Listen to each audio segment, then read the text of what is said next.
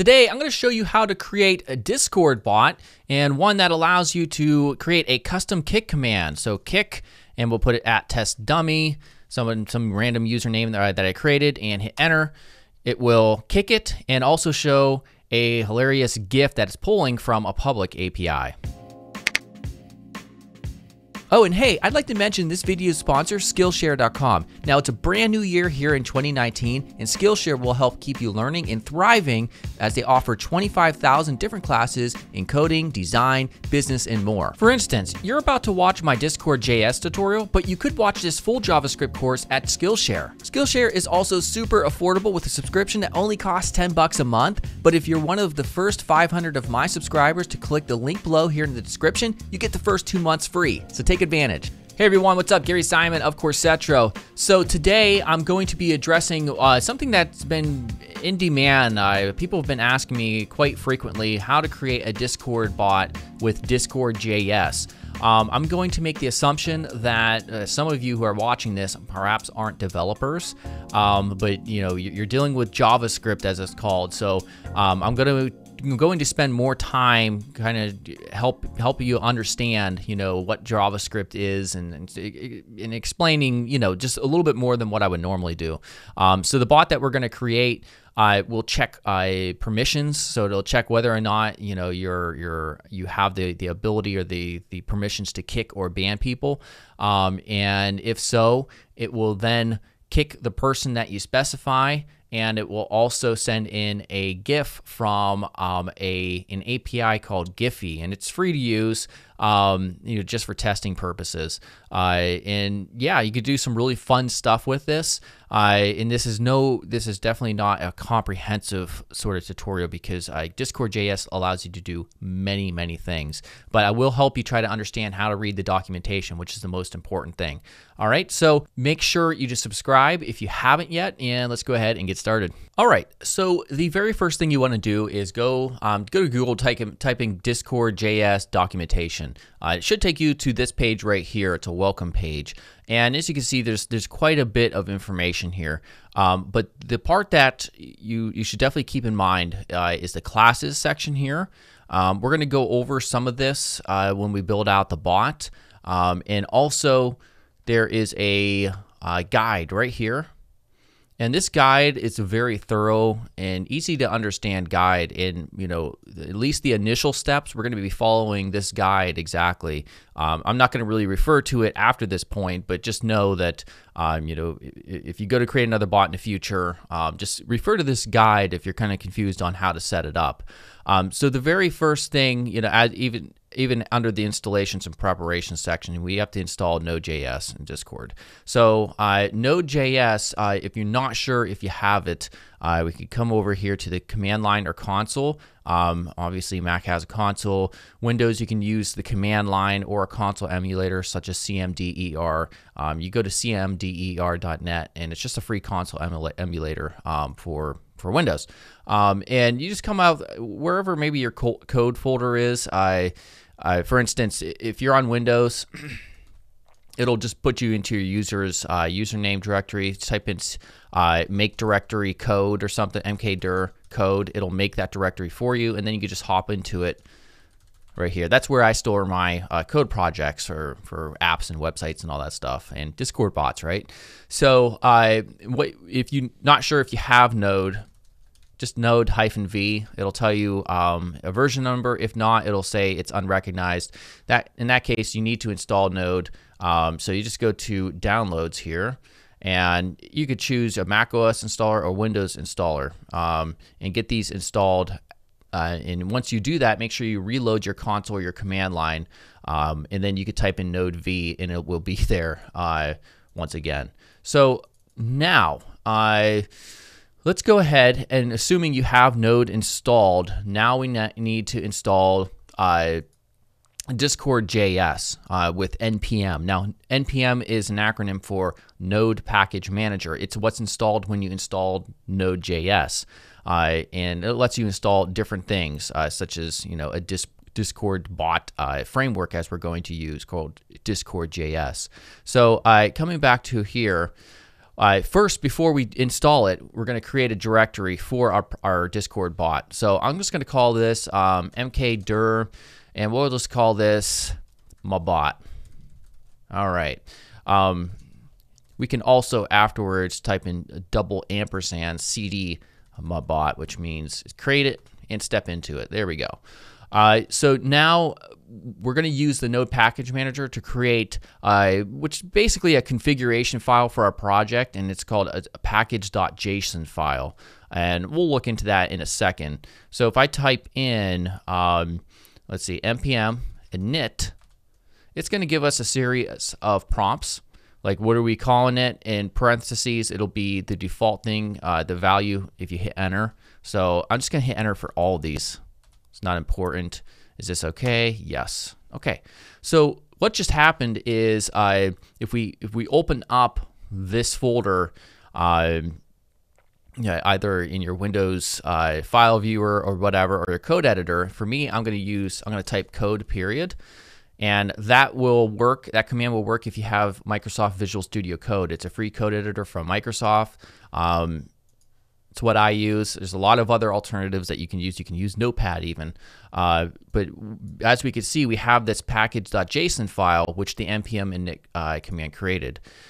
So in here, it has basically a series of properties with associated values, and that's what JSON essentially is. And it just lets you know various things such as the name, the version, description. You can have scripts that run and are configured in here. Don't pay much attention to this file. It's not that important if you don't really understand it and you're new to all this stuff. But once we create this file, what we can do is we could type in npm and we'll do install, or shorthand is I. And then, well, how do we install Discord.js? Well, again, if you forget in the future, come back here and we want to install Discord.js right here. So this is the command, install discord.js. And if you want to save it as a dependency, as it's called in your package JSON file, you just -- save like that. And you'll see what that command does. We go to, and as you can see, it's very quick and easy. You might get some warn things here. Don't worry about that at all. You can see down here, it has added Discord.js. So what happens now is if we go back here, we'll see we have this node modules folder. And inside of here, we have Discord.js along with any other code dependencies that it might use. So you don't really want to go into these files. You don't have to touch them. But this lets you know that it is there. And as you can see in our package JSON file, we do have under dependencies Discord.js. All right. So the reason that's here is if in the future, let's say for instance you upload this online, it's saved on like a GitHub repository or something. You can then clone that folder like on a different machine, or if your machine crashed, your hard drive fell, or whatever, you can then clone it, which means simply just to download it from GitHub and then run npm install, and it will install any dependencies that are listed in here so that you can essentially just pick right back up where you left off with your project. Okay. I don't want to digress too much, but I'm making the assumption that the people watching this, or some of them, are absolutely beginners to this stuff. So that's why I'm spending more time than usual explaining it. Okay, so now it's installed. Now what do we do? Again, like I mentioned, the first part of this tutorial, we're going to be referring back to, maybe not referring back to the guide, but it's following the guide here essentially. You can set up a linter, and if you don't know what that is, you can click this and find that out. I'm not going to do that. The next step is to set up a bot application. All right, so go to the Discord website, hover over the developers drop-down menu, and then click on the developers portal link. I guess we can just go right there. All right, and we want to click on the applications link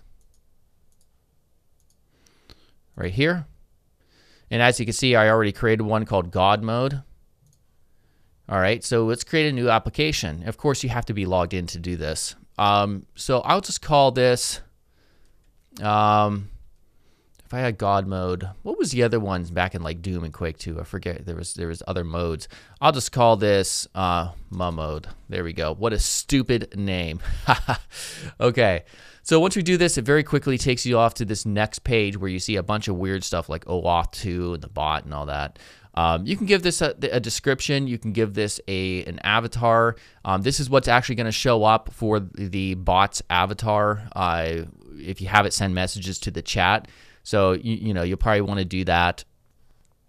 Let me move this over.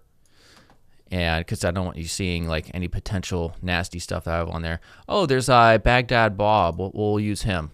There we go. Do you guys remember that from the Iraq War? Okay. I don't know why that was on my desktop. Anyhow, bake a cake. So if you have any, if you make any changes here, let's just go ahead and save changes. The client ID is something that you're going to want to know. So next we have to click on bot, and then we click on add bot.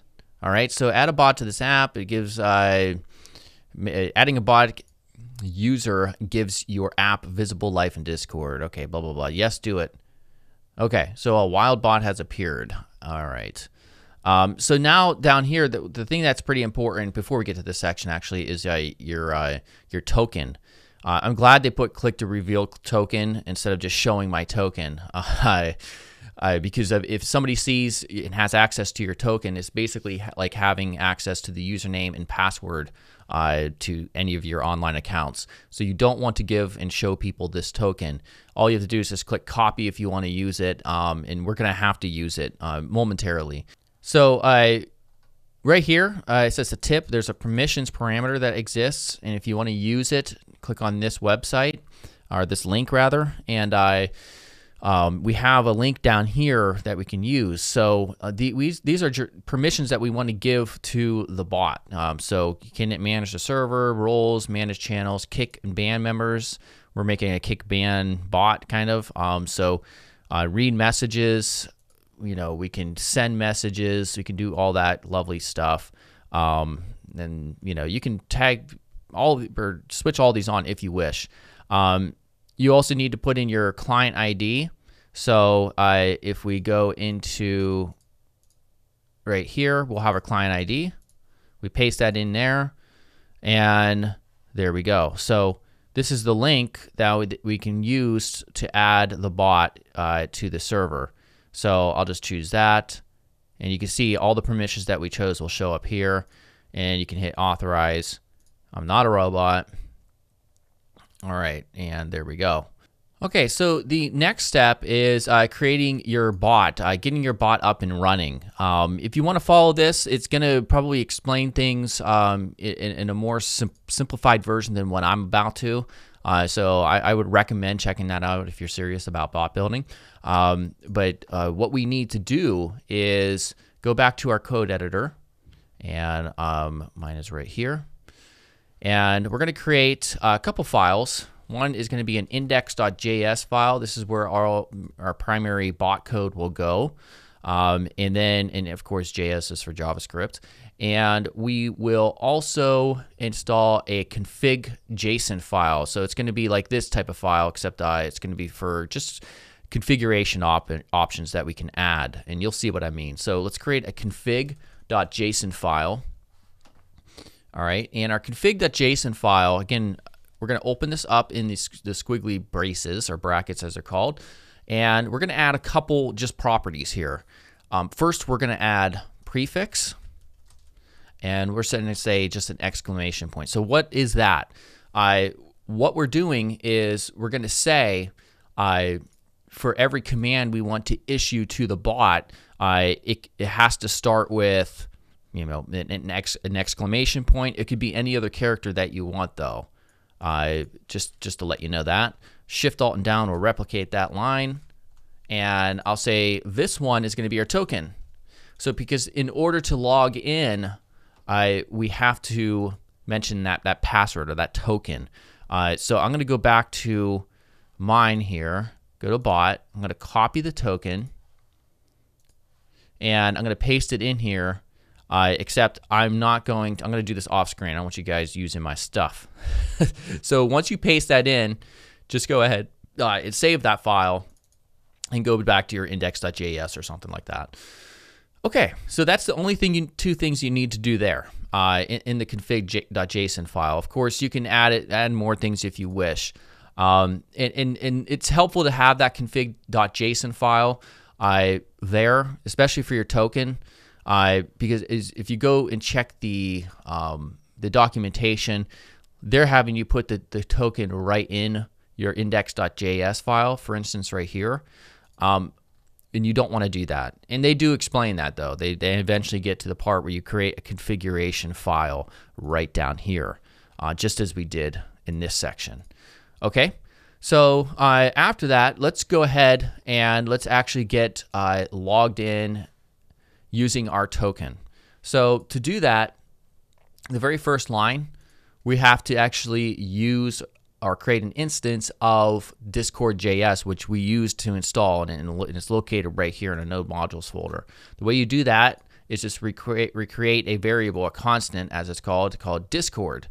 You can name this anything, actually, and required Discord.js.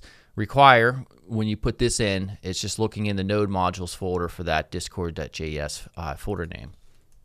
All right. Next, we're going to use what's called deconstructuring, and you do that by opening up these little squiggly brackets, and we're going to import the two properties that we created in our config.json file. I don't want to show it because my bot token is there, and so one was called prefix and the other is called token, and then we say require our config.json file. So now we can use and reference prefix and token, and they will be equal to whatever the values are defined for them in the config.json file. We're also going to need, oh, and by the way, yeah, this is the part where we're going to be creating an instance of Discord itself. So client, we're going to call it, is a new Discord.client. All right, you'll see how this comes into play. So this client, we're saying Discord, this Discord right here is in reference to Discord up there, if that makes sense at all. All right, so now we're going to say client, which is in reference to this constant right here. And it has a series of different methods that it can use. Once is one of them. So we're going to say ready. And inside of there, we're going to say console log ready. All right, and then next we're going to actually log in. So client.login, and we're going to say token. This is where you could hard code the token in here by pasting in the actual token, but again, you don't want to do that. We're just going to say token right there. We're grabbing the token property from config.json. Okay. So now if we want to run this, what we can do is we can use the terminal that's built into Visual Studio Code. So view, and we can go to terminal, and it shows up down here, and we can type in node and then the name of our index.js file, assuming you called it the same thing, index.js, and you'll see console log ready fires right here. So also one thing to note is every time you make a change up to here, we can hit Control-C. To get out of it, you have to rerun the index.js, just to warn you. You can't just make changes while it's running and think that those are going to be updated. So now let's actually make it do something. So we'll say client on message. And in the next parameter, we're going to receive information back from Discord, and we'll call it message. All right, and then we'll execute code inside of here. So if this is confusing, don't worry. I'll show you how this works in a second. So what we'll do, simply for now, we'll console log it, which means it'll show up down here. We're going to console log our message.content. All right, so let's give that a shot. We'll rerun this. Just hit the up arrow key on the keyboard to run the previous command. And now it says ready. So now if I go back to my Discord server here, and I just type in any message, like, actually, I don't want to do it in my general chat. I'll go to my we'll just do it here, test. We'll see it just showed up down here. So if you want to learn more about client on message, go to the documentation, and the documentation's right here. And under classes, you'll see there's one called message right here. You click on it, and it has all these properties and methods that are here. So we could see what was the one that we used right here. We could see that we used message.content, right? So we could find that right in the documentation. And content is right here. So content, if you click on it, it describes what it does. It's just the content of the message that was sent. So if anybody in my server on any channel starts to talk, look, somebody said took 300 milliseconds, right? We should see that in our console right now. There it is. So this isn't an interesting bot, right, at this point, because it's not doing anything at all. So how, for instance, would we make it so that it might respond to something that somebody says? All right, so what we can do is, instead of just console logging this, oops, I meant to put, to comment that out. All right, so let's make it so that, you know, right now we're just console logging, and that's pretty boring. So let's make it so that if somebody sends in a specific message, we will make it respond. All right, so here's how we do that. We can say if message content, and we'll use starts with. And this is a method that you can use in just JavaScript itself. This isn't something specific to Discord.js. That will look at the very beginning of a string based on the parameters you specify, and it results to true if it exists. So what we could do is put in backticks, which is the key usually to the left of the 1 on your keyboard, and we'll put in our prefix. So our prefix will be the exclamation point that we're calling prefix. And so we'll put in prefix right here, and then we'll say a name of a given command. Let's say kick, for instance. So what we really will be looking for, because of the prefix being equal to the exclamation point, it'll be looking for this right there.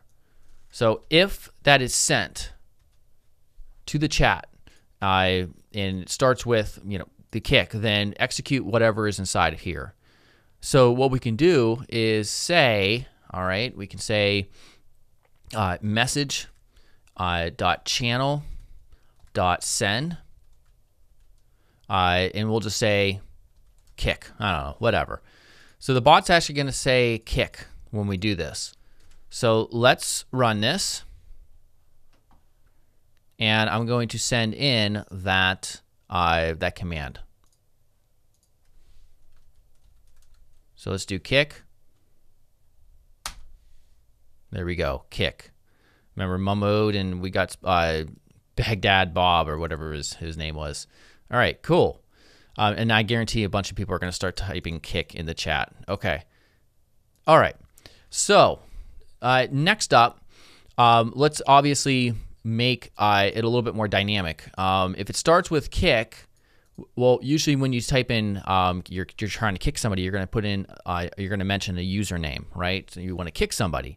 So instead of just having it say kick, then let's say let member, and that's going to be the member that needs to be kicked, equals message dot mentions, and again you can find this all in the documentation, mentions dot members dot first.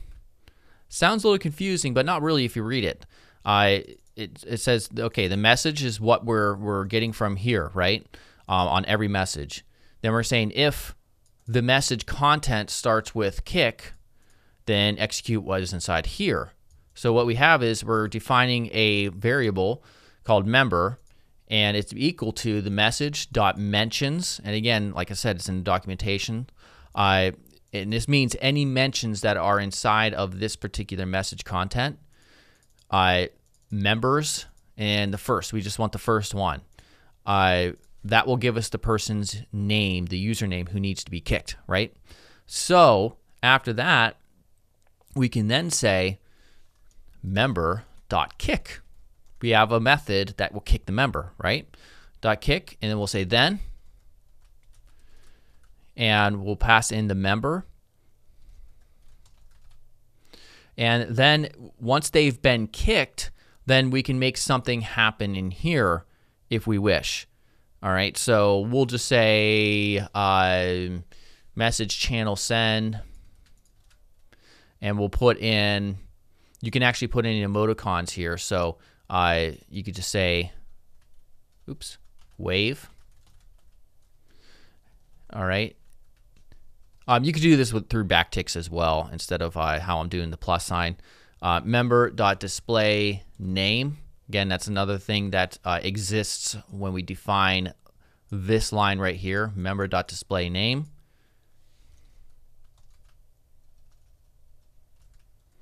All right, has been kicked. All right. So now let's go ahead and try to kick somebody. So what I can do is I have open a kind of a dummy account right here in Discord on Firefox, just a different browser here. And so what I can do real quickly, I'm going to invite people. I'm going to get my invite link. I'm going to invite this dummy account and accept the invite, continue to Discord, and we're now here. Okay, so now I'm going to type in kick at test dummy. There he is. That's the account right here in this area. And oh, before we do this, we need to rerun nodejs, make sure it's saved, and you'll see I want to bring up this window as well. When I do this, this one will automatically, the whole UI will go out because it's been kicked. And there we go. Test dummy has been kicked. Awesome stuff. Okay. So now what we'll do is right now anybody can use this command to kick anybody out because it's not checking for permissions. Only people who have the permissions to be able to kick and ban, like my moderators and myself, should be able to run kick, right? So we have to put a check on that. So what we'll do is, let me come down here. Control C, I'm going to stop it because I don't want people using it. So no longer will the bot work when you turn it off, essentially. So now we have to implement that check for the permissions. So we're going to put it at the very top up here. All right, so we're going to assume that anything that's inside of this section will be just admin or moderator only commands that people can issue. So we'll say if message, again, because this is what's being returned, message.member.hasPermission. Has permissions is deprecated, by the way, and it mentions that in the documentation. It's just has permissions. And we put in the parameters, we can either just put one permission or we could put multiple. In the case of multiple, we put in an array with our brackets there. And we put in not roles, not your roles that you have set up, but the permissions. So kick members is a permission that can be attached to any role, usually your moderator role, and then also ban members, like that. So then we open that up in brackets, put it encase everything, and there we go. So now it's only going to be me or my moderators who are able to run this command. All right. So to give that a quick test, let's go ahead and we'll go to, I'm going to go back here, and hopefully I have this in my, there we go. I'm going to re-invite this individual, and I'm going to try to run that kick command myself. I'm going to try to kick somebody. All right, so if I type in kick at, we'll just do Michael. Watch it work. It's not going to work. But if I try, let's see here, if I go back to mine and I type in kick and I say test dummy again, it works. So now we have permission-based bot commands that we can issue to it. All right, so now let's say, for instance, we want to make it even more interesting. Let's make it so that once somebody gets kicked or banned, we can, we'll make it show, we'll make the bot send in a animated GIF, like a fail GIF, when the person has been kicked.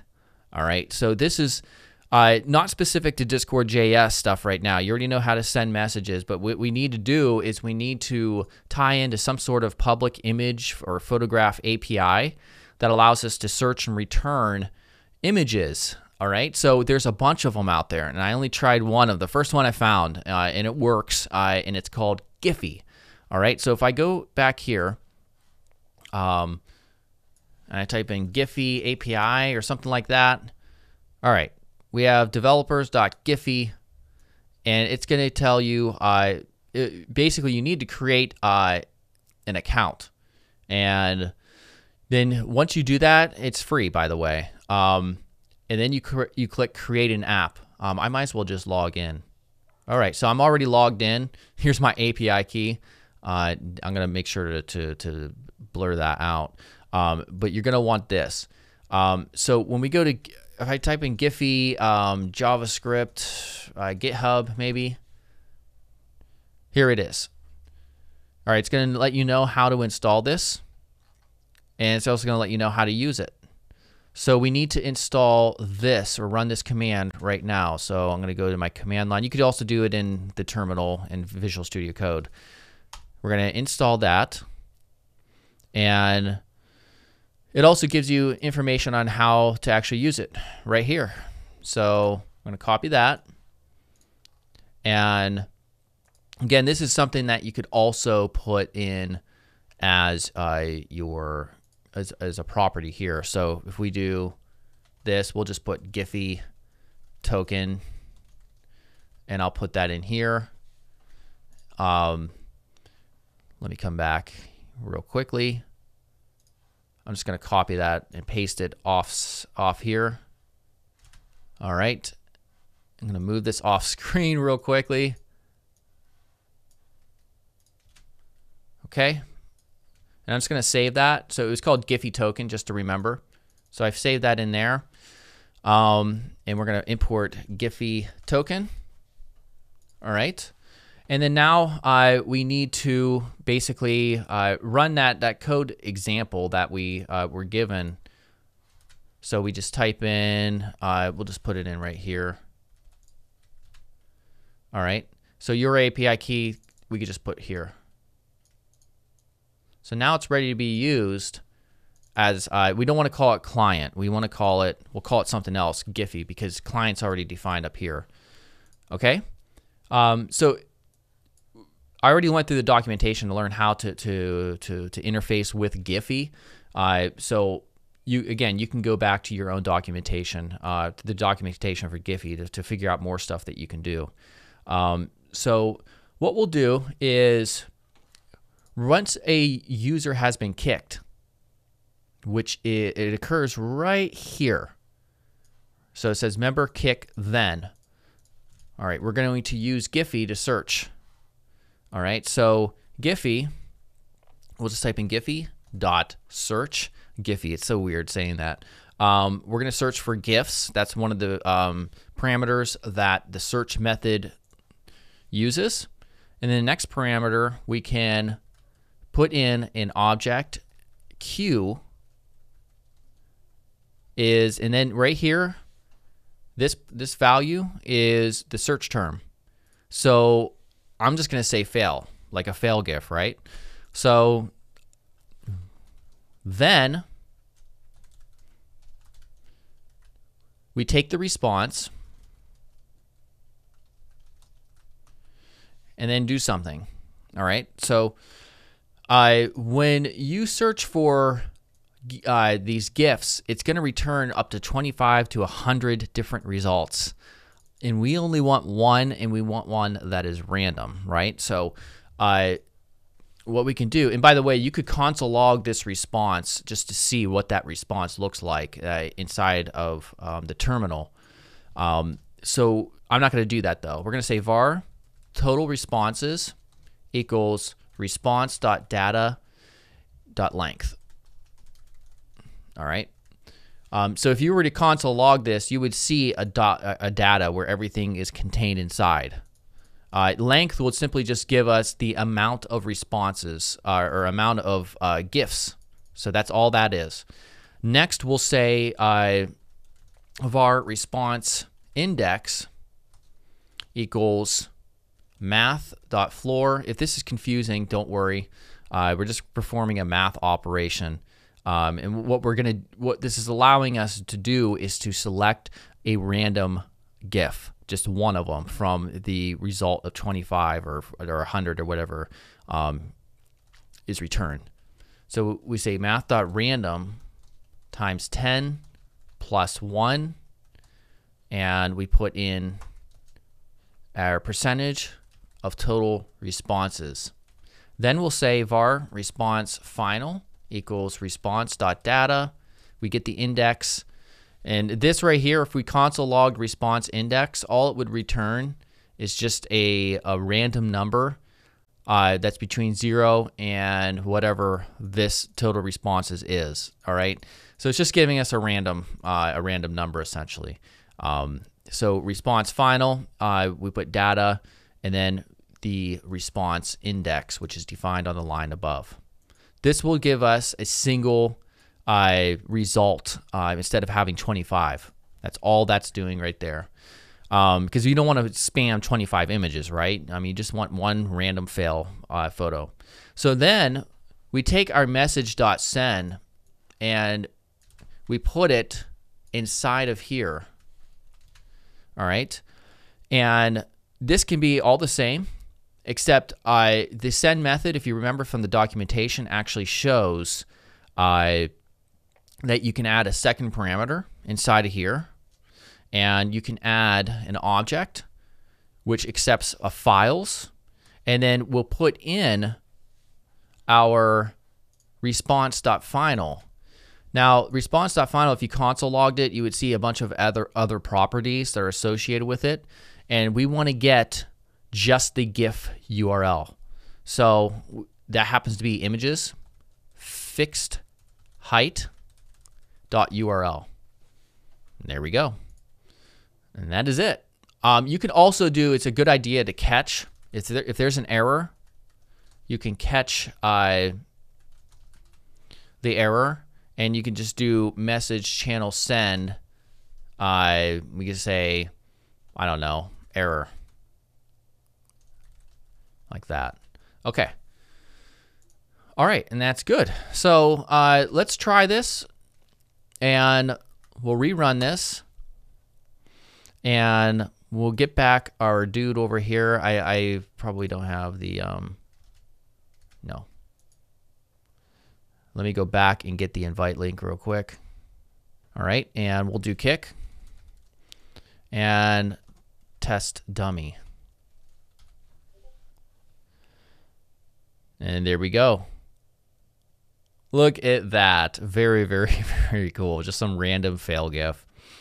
And there we go. Awesome, awesome stuff. All right, so hopefully you found that useful. If you did, make sure to subscribe. Check out my Discord. The link's in the description. And I'll talk to you guys later. Goodbye.